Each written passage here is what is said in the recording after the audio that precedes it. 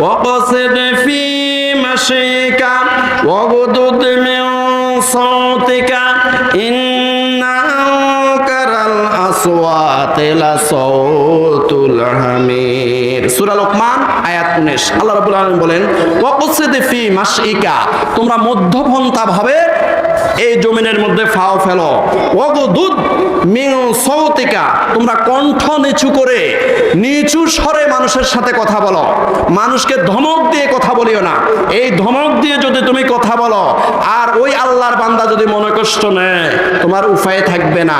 মৃত্যুর আগে আগে যদি তার থেকে ক্ষমা না নাও আর যদি তুমি তওবা করতে না পারো, তাহলে হাসরের ময়দানে জালেমদের কাতারে দাঁড়াইতে হবে। পেয়ারে হাজরিন, ইন্না আনকারাল আসওয়াতি লা সাউতুল হামির। এই যারা কর্কশ স্বরে কথা বলে, ধমক দিয়ে কথা বলে, কথার মধ্যে রসকস কিচ্ছু নেই, হাসি নেই, হাসি দিয়ে কথা বলতে পারে না, মুচকি হাসি দিয়ে কথা বলতে পারে না, একদম মুখমণ্ডলকে একদম গাল ফুলাইয়া কালো করে কথা বলে।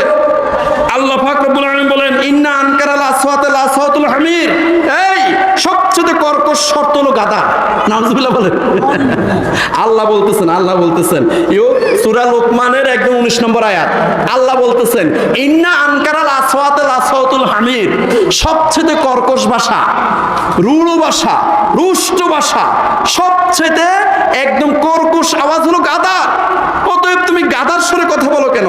মানুষের সাথে একদম মিষ্ট ভাষায় কথা বলো, সুন্দর সৌহার্দ্যপূর্ণ ভাবে মানুষের সাথে কথা বলো।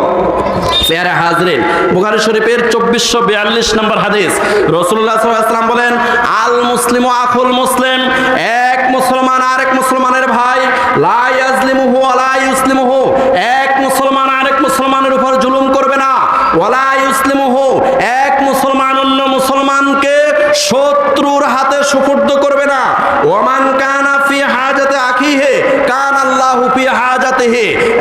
এই দুনিয়ার ইমানদার মুমিন মুসলমানরা শোনো, তোমাদের মধ্য থেকে কোন একজন মুসলমান যদি আরেকজন মুসলমানের হাজাত পূর্ণ করে দেয়, আরেকজন মুসলমানের কষ্ট দূর করে দেয়, আরেকজন মুসলমানের হাজাত অর্থাৎ বিপদ থেকে মুক্ত করে দেয়, আল্লাহ পাকও তাকে বিপদ থেকে মুক্ত করে দেয়। সুবহানাল্লাহ। ওমান ফাররাজা আন মুসলিমিন কুরবাতান, কোন একজন মুসলমান যদি আরেকজন মুসলমানের বিপদ দূর করে দেয়, ফাররাজাল্লাহু আনহু কুরবাতান মিন কুরবাতি ইয়াউমিল কিয়ামাতে, আল্লাহ পাক হাসরের ময়দানেও তার বিপদ দূর করে দিবে। সুবহানাল্লাহ। ওমান সাতারা মুসলিমান সাতারাহুল্লাহু ইয়াউমাল কিয়ামা, আর যেই ব্যক্তি, যেই মুসলমান অন্য একজন মুসলমানের গুনাহকে, পাপকে গোপন রাখবে, ওই ব্যক্তির একটা গুনাহ